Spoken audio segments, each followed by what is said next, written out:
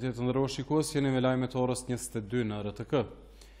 Nga sot, dëshmorët e kombit nga rajoni Drenicës, Ilas Kodra, Muj Krasniqi, Abedin Regja e të tjerë do të prehen në kompleksin memorial të dëshmorëve në Marin të Skenderajt.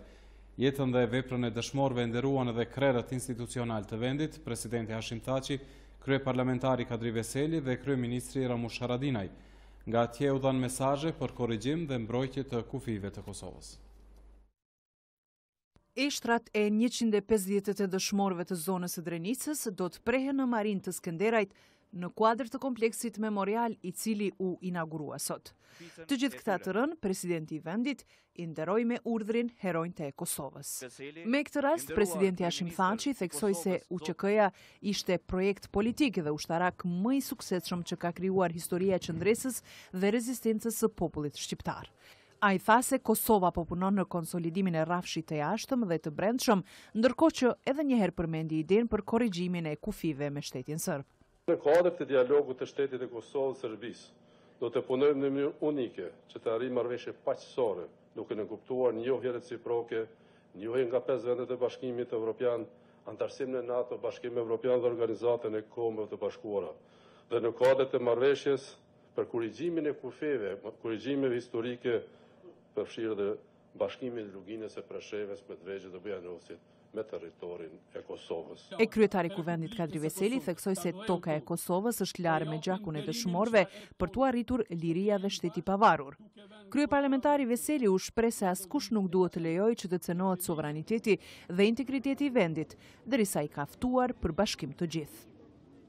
Ajo që na duhet më shumë është jemi më të bashkuar me zveti, mos t'i japim fjalë njëri tjetrit, për arsye se kjo tokë është e shenjtë. Ky vend i kolozëve e përçon pikërisht këtë mesazh.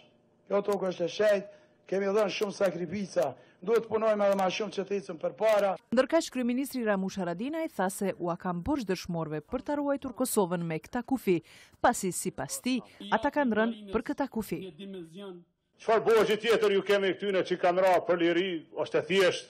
Ju kemë borxh me forcu lirin, ata për çfarë ata kanë ra, me forcu shtetin, me u forcue si popull në ekonomi, në politikë mëshme, të jashtme, me rujt Kosovën, me rujt në territorin e vet, edhe kufit e vet, me rujt pa prekshëm prej kurkuj, qoftë ai këtu me ne, qoftë tjetërkon. Kryetari i Skenderajt Bekim Jashari tha se që nga sot Marina po hyn në hartën e kombit si vend ku pushojnë viganët e lirisë.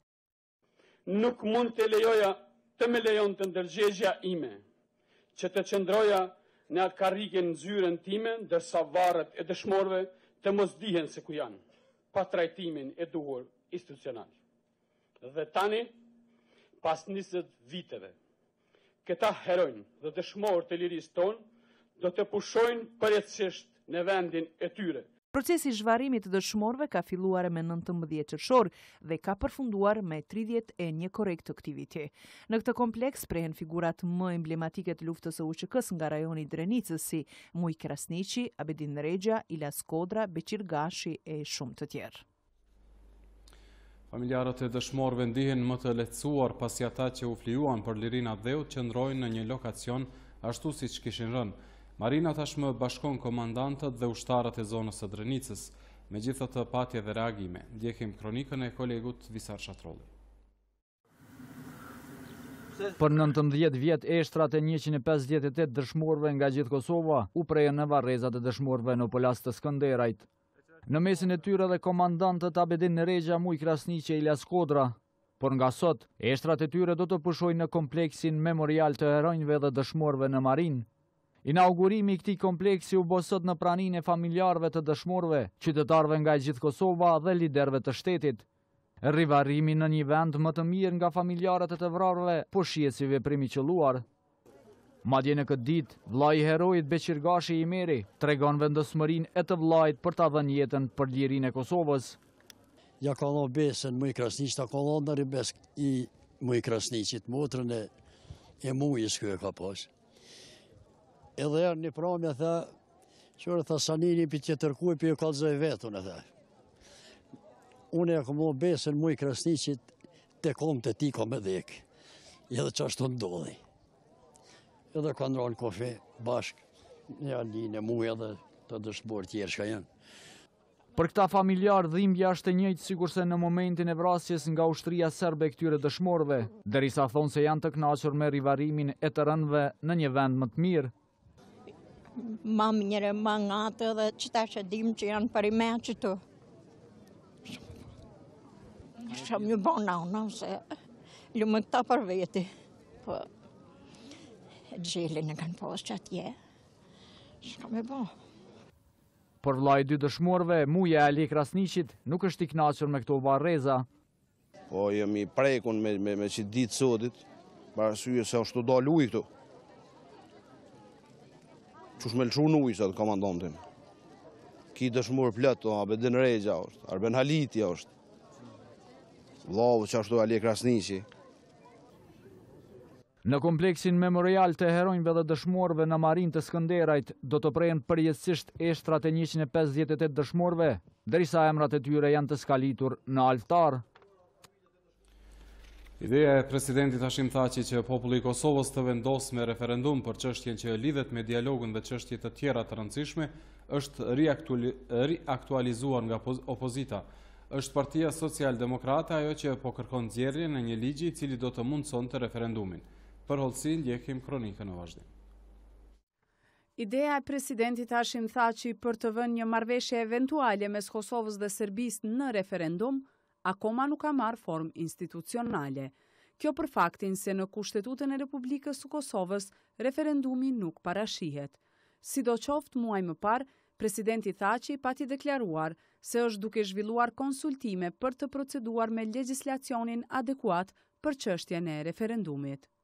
Mirë po deri më tani, nga ana e zyrës së presidentit, nuk është parë asnjë iniciativë për të konkretizuar çështjen e referendumit. Ndërkohë, Partia Social-Demokrate ka muaj që në Kuvendin e Kosovës e ka proceduar projekt ligjin për referendum. Drejtues të kësaj partie thonë se aktualisht nuk ka asnjë mundësi që referendumi të bëhet përmes ndryshimeve kushtetuese. Andaj, ata kanë vendosur që këtë ta bëjnë përmes ligjit. Një gjë e tillë është e pamundshme, sidomos për çështjet e ndjeshme si është rasti i referendumeve, dhe atëherë ne kemi vendosur që të kemi një ndryshim ose një mbulim të një hapësire që është mungesa e referendumit Kosovë përmes ligjit. Ne kemi konsultuar me shumë juristë dhe ekspertë të çështjeve ligjore që të kemi një ligj për referendumet, i cili ligj nuk do të bie ndesh me nenet kushtetuese, por do t'ia mundson qytetarëve shprehjen e vullnetit politik për çështjet të cilat mund të rregullohen me këtë ligj. Nga ana tjetër, ish kryetari i gjykatës kushtetuese të Kosovës Enver Hasani, në një debat të organizuar ditë më parë ku foli rreth rolit të presidentit në dialog, theksoi se referendumi mund të bëhet vetëm përmes ndryshimeve kushtetuese dhe me 2/3 e votave të kuvendit. Për çështjet nga neni 18.1 i kushtetutës mund të ketë vendosje përmes referendumit, mirë po për këtë duhet të ketë ndryshime kushtetuese me cilat përcaktohen çështjet dhe pyetjet, forma dhe kushtet e mbajtjes së tij. Dhe në fund, referendumin asnjëherë në asnjë republikë parlamentare, as në Kosovë, nuk mund ta thret presidenti i Republikës, por vetëm përfaqësuesi sovran. Dhe atë çdo herë me çështjet që kanë të bëjnë me kompetencat e tij si përfaqësuesi i vullnetit të popullit. Kushtetuta e Kosovës, e cila është hartuar tash 10 vjet prej shpalljes së pavarësisë, nuk e ka parapar që për çështjet të cilat prekin jetën e qytetarëve, por edhe për çështje të tjera politike, qytetarët të deklarohen përmes referendumit. Një delegacion i Kuvendit të Kosovës nga Komisioni për Integrimin në përbërje të Zenon Pajazitit, Time Kadriaj dhe Glau Kanjuvca po marrin pjesë në konferencën ndërparlamentare që po mbahet në Sofje me temën Transformimi i rajonit të Ballkanit Perëndimor, një perspektivë parlamentare mbi rolin dhe të ardhmen e procesit të pranimit të BE. Jekim një deklaratë të kryetarit të Komisionit Zenon Pajaziti. Sot patëm rastin me një delegacion të Kuvendit marrin pjesë në konferencën e organizuar nga Bashkimi Evropian dhe Parlamenti Kombëtar i Bullgarisë me temën e integrimit ose perspektivës integruese të Ballkanit Perëndimor ose transformimit të Ballkanit Perëndimor.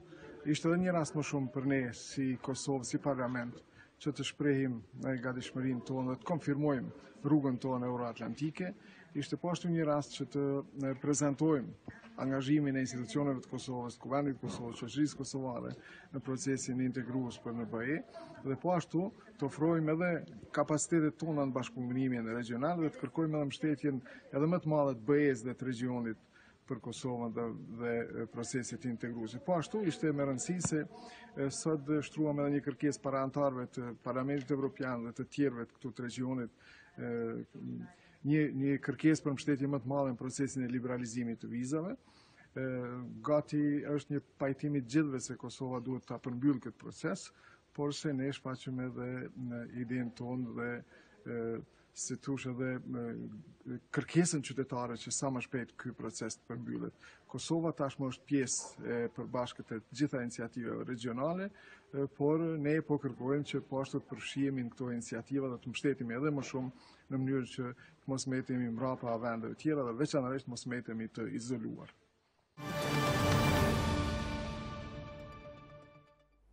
Kryeministri Ramush Haradinaj mori pjesë në përurimin e disa projekteve të realizuara në komunën e Suarekës.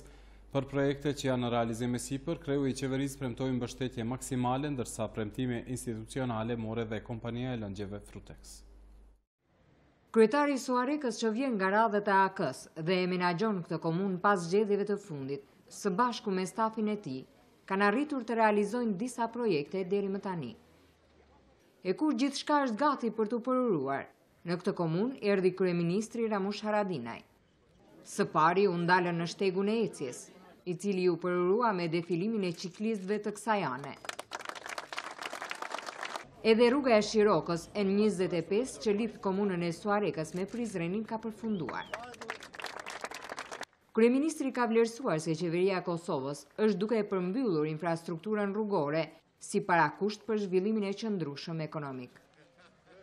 Edhe dim që na pret shumë punë, problemi më i madh i kësaj treve ose qëllimi më i madh i ynë është jo vetëm që të përkrahim në infrastrukturë, po mund të sigurojmë edhe rezervat e ujit, edhe për pije, edhe për ujitje.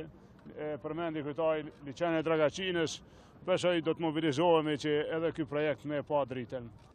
Më pas kryeministri Haradinaj ka vizituar kompaninë Frutex me rastin e përurimit të linjës së re të eksportit, ku është pritur nga presidenti i kompanisë Shaqir Palushi me bashkëpunëtor. Qeveria do t'japë përkrahje zhvillimit dhe zgjerimit të bizneseve të tilla, ka thënë kryeministri Ramush Haradinaj gjatë kësaj vizite. Në fund të vizitës në Suarek, kryeministri Haradinaj mori pjesë edhe në përurimin e fillimit të punimeve të rrugës Deloc-Shtërc. Po bëhet realitet pra një projekt i pritur gjatë prej popullit në dy anë të kësaj bjeshke, edhe prej Suarekës, po besoj edhe për popullin e Shtërcës. Kjo është një rrugë e qëllume, se i lidh dy komuna, dy ekonomi. Pjesa e parë është deri te guri i Rushdis, besoj 9 kilometra, sikur se u tha. Pjesa tjetër do të vazhdojmë. Po shihet që pra ky projekt veç e ka marrë dritën. I kemë premtuar kryetarit që projektet që janë fole, janë parapahe, do ta marrin dritën gjitha që janë me interes për qytetarët e Suarekës. Është një rrugë që jep zhvillim të vendit, hapen vende të reja të punës, e në rënd parë do ta kemi zhvillimin e turizmit shumë më shumë se kemi pas deri tash. Rruga malore Deloc-Shtërc është trastuar për 9 kilometra.